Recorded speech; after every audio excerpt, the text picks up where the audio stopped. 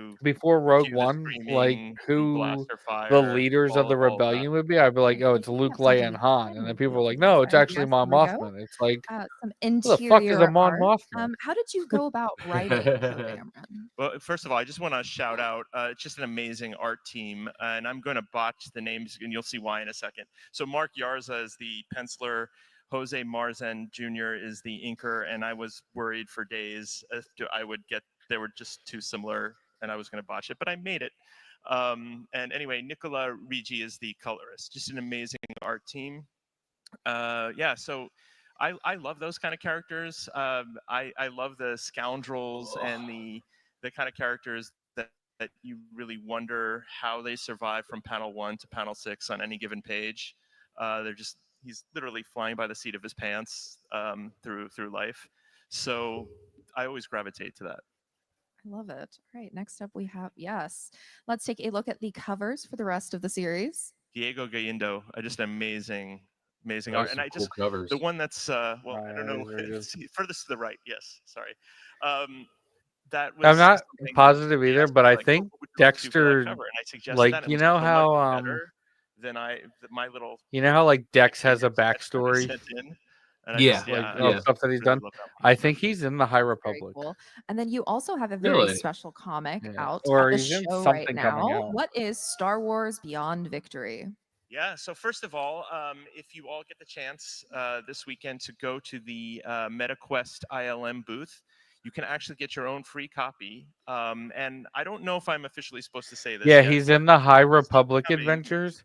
who is an He artist on the is book. Are you here, also Steve? Somewhere in in this the audience? book Escape from Valo, and Oh, he's in okay, some well, High Republic he's somewhere in this Adventures, building. like Phase But 3 at things. least one of the artists, So if Oh, not, that's pretty dope. two, will Yeah, be he has like with an me actual doing a signing backstory on now. Sunday afternoon. We're just pinning That's down the pretty time. awesome. So please stay tuned to social I think media he for was that. a But Beyond Victory what was is he? an I know he was like a amazing bodyguard or something like that. mixed immersion, mixed reality immersion game that, or not game, I'm Yeah, sorry. he used to be a experience. Totally hyperspace botching that. It's prospector, unlike anything I've ever and he experienced worked with before, Maz. space Like he and used to be fantasy-wise. part of Maz I'm Kanata's struggling to team. describe it.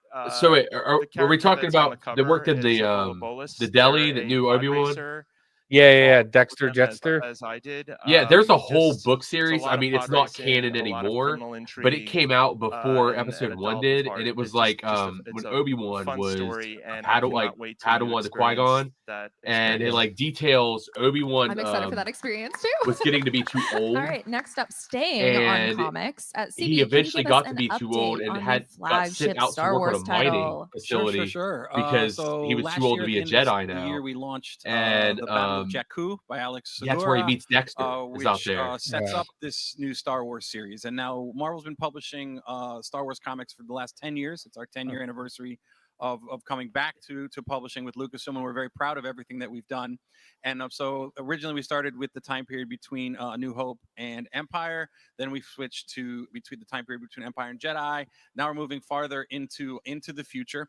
You see the familiar cast of characters here who are all still around. Luke, Leia, Han, R2, 3PO are all going to be there, but it also incorporates a lot of the Marvel characters that you've seen come up in the comics. And it's really going to be a blast. Phil Noto, who I don't know if everyone here is huge Phil Noto fans. Just amazing, so associated with the Star Wars brand and the look and feel of the setting up the Marvel Comics universe for Lucasfilm. He's going to be drawing it, and there's just so much fun that we're waiting to happen. It launches this May, actually, as just like you would a movie comes out every May. This new series, the flagship series for Marvel Star Wars, is coming out this May as well. And what is going on with the Legacy of Vader? Legacy of Vader. Back to our friend Charles Soule. We had to figure out how we were going to tell Vader stories in this time period as well. And there was no better way to do that than to do it, with his the Ghost of Tatooine.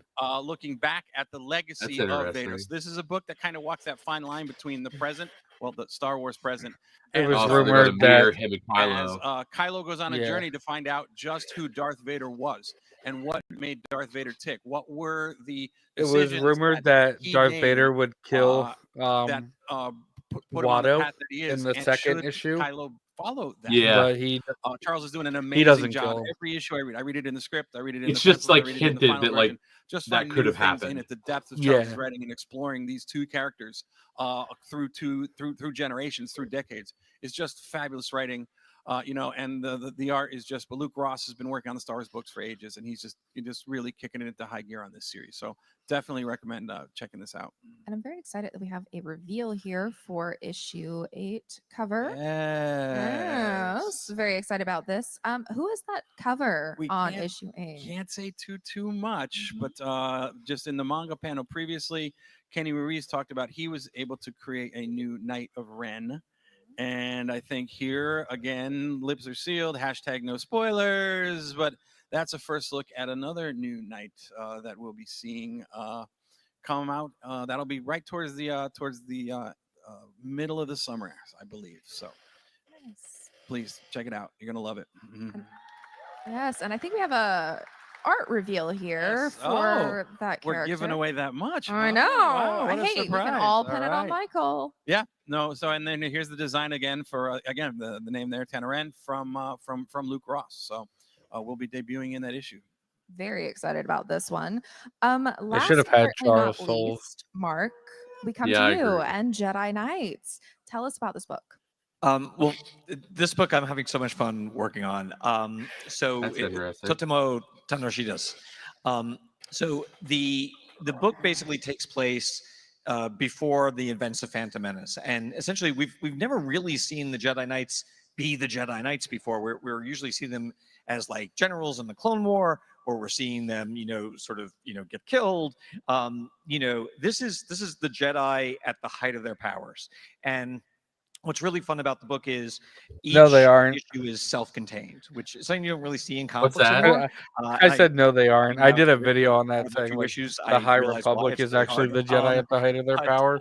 each issue basically feels like its own mini Star Wars movie, and I'm throwing as many Jedi at you as possible. I mean, We have honestly, it's some definitely not the height of their images power. of The some Old of Republic's the those height of their Jedi here. power. What is But it like to write a Jedi team up book? this was the It's kind so of much fun. beginning of the end. of them. In large part because I'm Yeah. trying to It's combine, like known as we the call fall them of the the Jedi Jedi. All Stars. Yoda and Mace Windu and Qui-Gon Jinn, and the I want the Jedi you Qui-Gon know Jinn and one. love. But also I want to I know those introduce are you to dope. some lesser known Jedi, as well as anytime I work in Star Wars, I love playing with the toys, but I like adding new toys to the toy box. I'm writing a So fan story we've, right now that has introduced a a few younger Jedi Qui-Gon in it. that we'll get to know deeper and deeper as we get into the series. We also have some art here for issues 1, 2, and 3 with some variants, which kind of leads me to my next question, which is which Jedi did you have the most fun writing? Ooh, I love writing Qui-Gon. There's something about Liam Neeson's performance in Phantom Menace that I've so internalized that voice, and writing him because he's I write him with a little sense of humor. He's like kind of like by this point seen it It's all, always a done big it all, and he's got like a Yep. wryness about him, which I find a lot of fun. I love that. That's the one I'm personally very excited for because I love Qui-Gon. But are there any guest stars that we should be on the lookout for in the issues? Oh my God, so many guest stars. So this spread is from the first issue. It's basically Obi-Wan seeing the future, and a lot of I wrote so far ahead of the amazing art team of Madabek Musabekov and get the Luis Qui-Gon out real Guerrero. quick. I was able to say, this is happening. We're going to meet this person. We're going to see that person. So, like in terms of guest stars, Kelleran Beck is in basically. It's probably my favorite issue thus far. It's all told through the eyes of a youngling as she's recruited into the Jedi Order, and Kelleran has some pretty has a very big role to play. Only 13 in more joining minutes until the Order. animation panel. Jango Fett is coming Awesome. back in issue 4. Also, issue 4 is like a little nod to my Han Solo and Chewbacca series. I'll be right back. The blue-skinned alien problem, dude. mastermind, criminal mastermind, and Buck Vancto, the basically marshal of the Benelux Marshal Service, comes back. We've got, who else? Yaddle. With issue 5, there's a Tales of the Jedi animated episode that issue 5 ties directly into, and I can probably say without spoiling that Count Dooku plays a very big part of it. And if you guys have watched the Tales of the Jedi episode, you know that Yaddle and Count Dooku have a very specific destiny together, and this issue sort of teased that up. You just made Matt Martin a very happy person. I'm here to help, Matt. The one thing about this series, if I could just add real quick, internally, jokingly, we call it Jedi team up. Yes.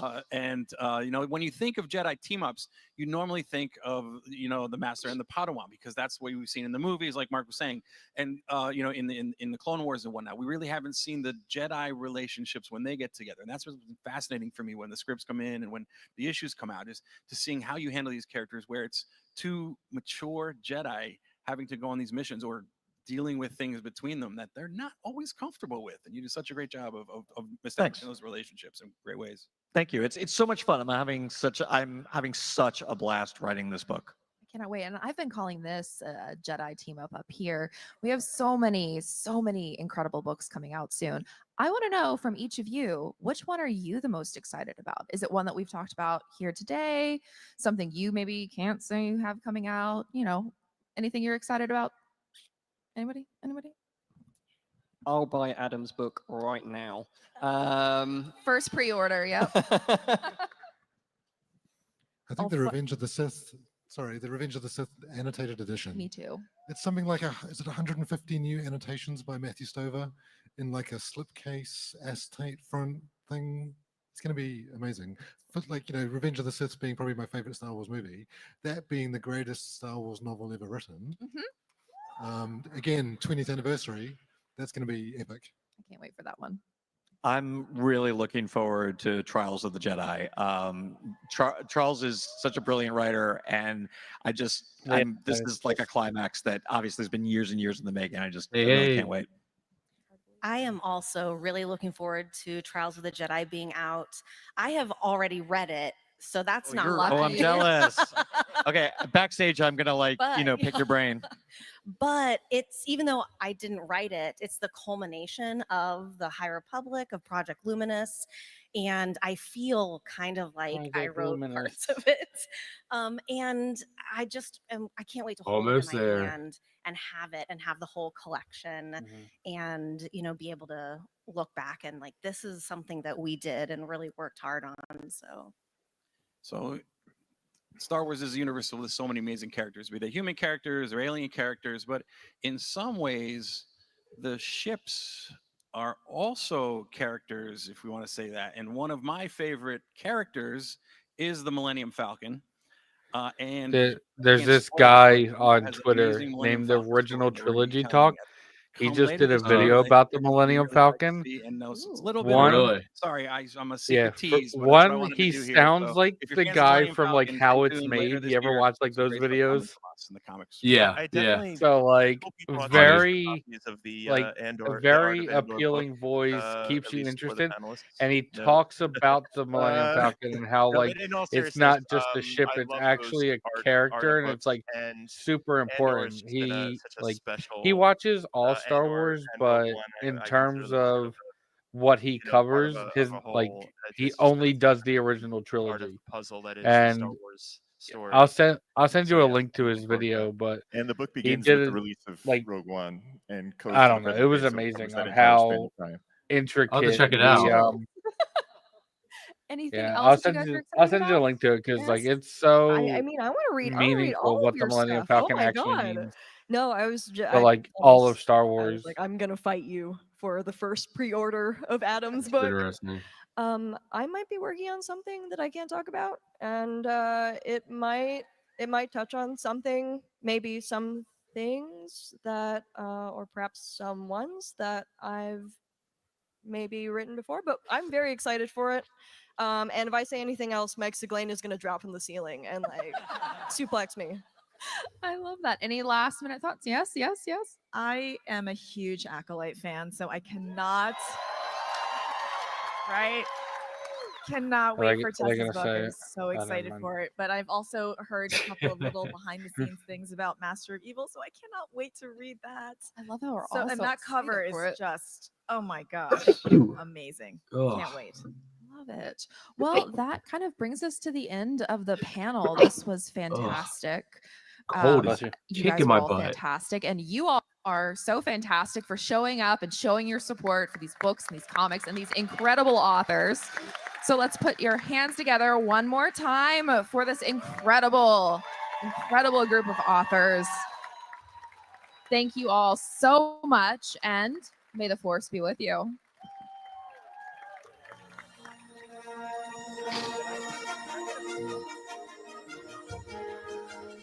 I just sent you the link for it on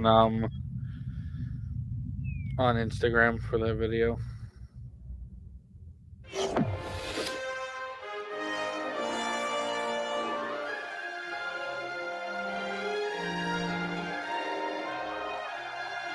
Over 25 years ago, our next guests worked together to help bring to life the first fully digital major character in a feature film, and we can't thank them enough for it.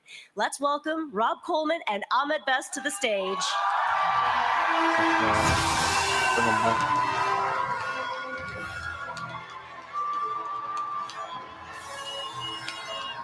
I'm just hoping for something big.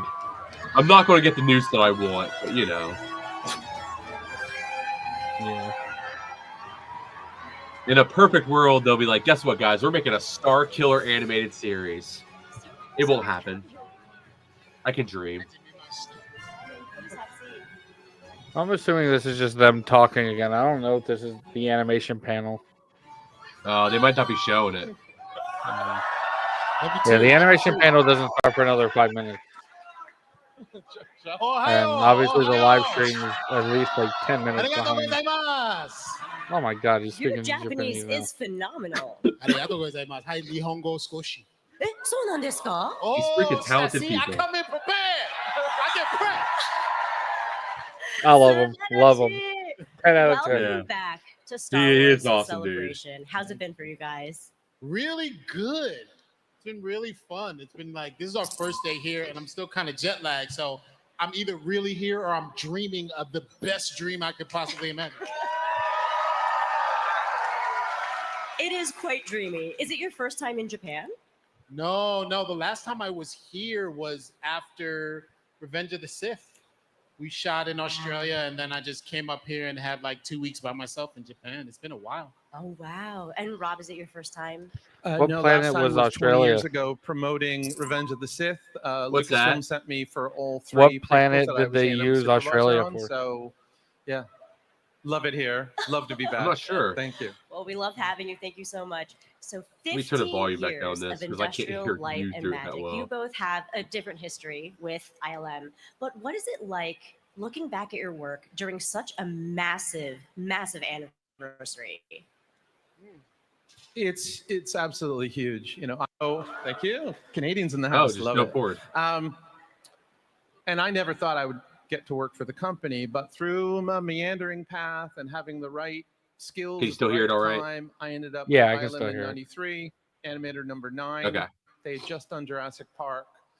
And Yeah, I was kind of losing you in the mix. wow, So I'm at this place where all these people had inspired Yeah, I felt me, that at and then times, but it hasn't been Here I terrible. am all those years later, and I'm the well, creative there was a director point where for just all of ILM us in were just Sydney, watching it, and, so it was yeah, like whatever. it's pretty amazing. Yeah. An incredible, decorated career, truly. Ahmed, what's it like for you looking back at your time? Yeah, the time that I got to spend with ILM was really incredibly special. They welcomed me. I'd love in, to. like, one He's of the definitely on my family. list of But I like think people I'd the like to thing get their that was so auto. magical about He's what just I was somebody I'd like to talk to. with ILM is the fact that Oh, absolutely, it had that never too. been done before, and we were breaking this new ground together. And so all of the mistakes. I'd have to say, all of the probably stress, right now, all of the my like ideation dream, and like Star Wars iteration, person to talk we to, really probably all be Sam just came Witwer. together and If rose anyone. to the occasion, and we were able to. I think mine is probably and Ewan. make George Lucas really, really proud. Ewan be So fun. looking back on that time, Or, it was a really, really special yeah. time. Where I Sam don't really is in the top 5. I'd rather speak to the guy who voiced Obi-Wan in the Clone Wars as well. and you know That'd be pretty cool too. There's a watching lot of people I wish I could meet. the documentary. I mean, was actually, like, number wow, 1 I on my really list is grew up. obviously Like, I looked George. I looked so young. Oh yeah, but well I think that's a all number one for so everybody. That's just kind of the incredibly accepted number young, one. and trying not to get Yeah. fired. So we weren't like I'd like, say we were probably so Nick in it, Gilliard is but probably now pretty high on looking my back on list. it, which is like an amazing bit of history. Which I'm hoping, I believe a little he bit might be on at the ICC technology Con, aspect which of it. We were supposed I'll to go get to into check it him off my before, but list since of you people. talked about it a little Yeah, bit, let's just jump right into it. because Your I've already performance of dude, Jar Jar I've was talked to really Roger the several times, so first he's off my ever list of character to be fully ones that I digitized, need to especially be a able to major meet. But character. I'll actually get to meet And him at nowadays we've ICC kinda gotten Con. used to Super seeing psyched about that. actors with mocap Definitely